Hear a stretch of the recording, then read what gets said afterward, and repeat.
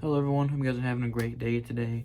Have you ever seen a thing, maybe you go to like Buffalo Wild Wings or some kind of grilling bar, and you see the thing on the TV where there's two people and they're in a cage and they're kind of punching each other, kicking each other, throwing each other all over the place.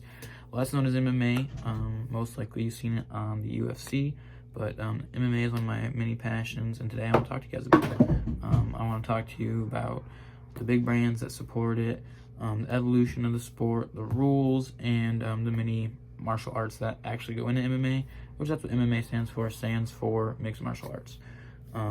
So I feel at first it's kind of important to explain what MMA is.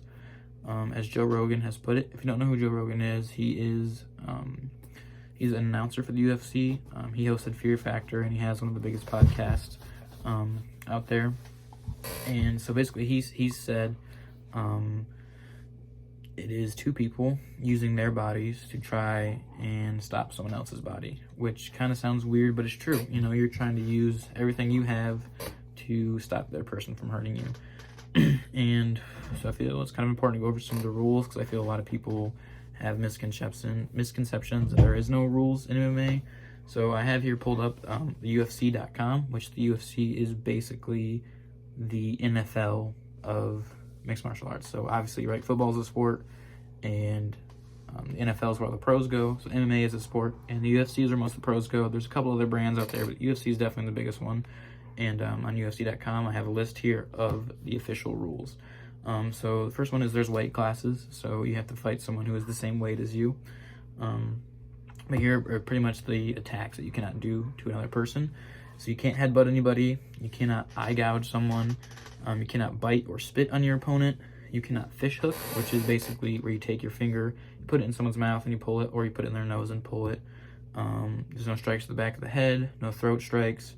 There's no spiking, which is basically where if you have a takedown, right? If you pick someone up, you cannot throw them straight down. You have to have an arc to it. So you can't throw them straight on their head. You have to have an arc to slam them on their head. So I already went over no throat strikes. You cannot have your fingers outstretched in someone's face. So when you're fighting someone, you can't just have your fingers constantly right in their face the whole time. Obviously, also that goes with no eye poking. Here's a pretty controversial one that a lot of people want changed. So it's called a downward pointing elbow, or the 12 to 6 elbow.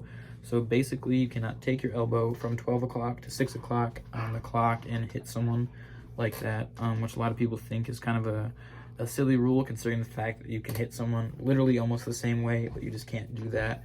And probably one of the greatest fighters of all time, his name is John Jones. He has one loss on his record, and that is just because of the downward elbow. He got disqualified for that.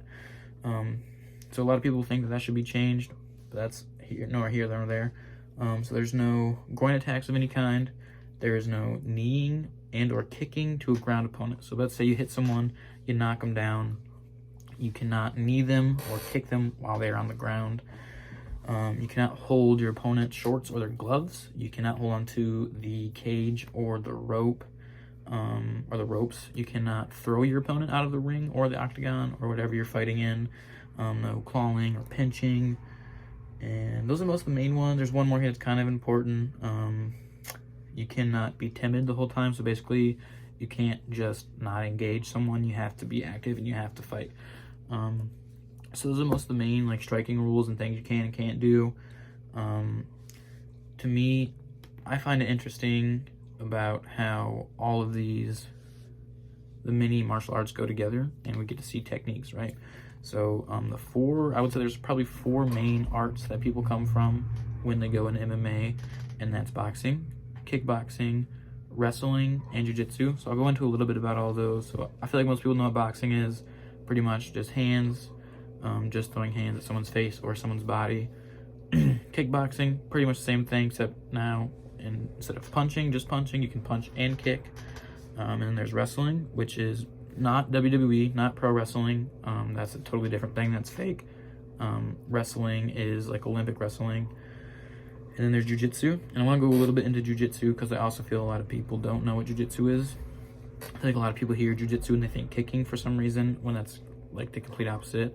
Well, I should say Brazilian jiu-jitsu. There's jiu-jitsu and then there's Brazilian jiu-jitsu, whereas Brazilian jiu-jitsu was made or invented So a smaller opponent could use technique to defeat a bigger opponent. It is a grappling art, and basically if you are competing in jiu-jitsu, it's a submission art, so you have to submit your opponent to win, and it's a very effective martial art. So now with all these martial arts blended together, I think the most interesting thing is to see what works, and that's kind of why mixed martial arts was a thing, is people wanted to see what worked. Now it is also a sport, so there is an entertainment value. That's why there's rules to, you know, protect the fighters, and, you know, because I mean, we know it works. You know, if you're in a really life-threatening situation, you're going to hit someone in the groin, you're going to poke them in the eyes, you're going to headbutt them, you're going to do whatever you can to protect yourself at all times.